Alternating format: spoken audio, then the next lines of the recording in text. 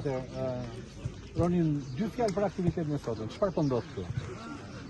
Sot jemi mbledhur ne ish futbollistat e Apollonisë në vite të ndryshme dhe u bënë një protestë të vitor dhe për mbylljen e vitit të ri. Po gjithashtu edhe një përgatitje për qytetorin e klubit të sportiv Apollonia, të cilën mendoj ta realizojmë së shpejti. 1925 është themeluar Apollonia. 2025 100 vjeç. Data e saktë e themelimit dihet te ekipi i Apollonisë? Muaj parafësisht?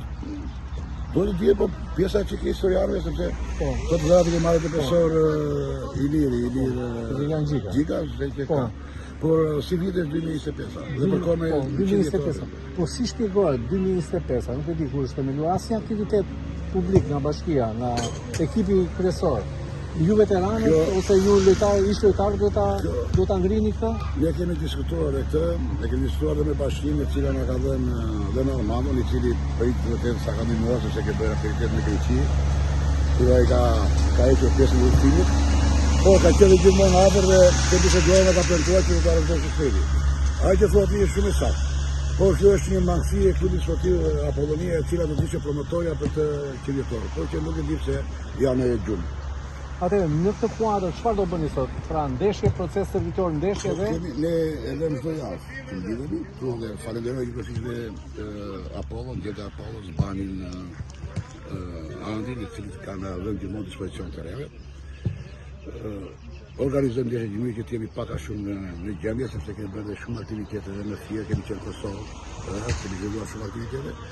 Pastaj do lëmë një darkë të gjithë së bashku për të mbyllur fund vitin me urime për njëri tjetrin. Si e shikoni futbollin në Fier në këto dekada, të themi të paktën 10 vjet e fundit, në këtë dekadën e fundit? Futbolli në Fier nuk është ai futboll të cilët ndërronte çdo fierak, që do të thotë që ti ishe pjesë e elitës së Superligës. Çalimet janë të gjithkushme, do fillon nga klubi, do fillon nga menaxhimi, nga talenti, nga emërimet, nga përbërja e grupit, nga lëvizja shpesh e trajnerëve, të cilat krijojnë shumë fascinacione.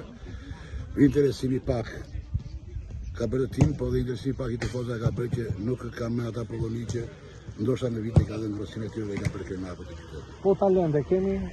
Talentet ka shumë talente, sidomos te pjesa e fëmijëve që punojnë, sepse ku ka shkruajë që ata talente moshas. Talente ka, por problemi i tyre është te evidentimi dhe të rritja dhe të mbështetja që mund të bësh atyre. Çdo fëmijë dashuron futbollin, atje ku ka një fëmijë ka një top talent, por problemi është që do të parë një interesin vazhdimësi që elementi të kasur do të kenë një mbështetje dhe nga klubi dhe nga bashkia, sepse nesër ata mund të thënë një aset për qytetin dhe për futbollin. Si futbollist veteran i Apollonisë, një mesazh për gjithë sportdashësit fierak.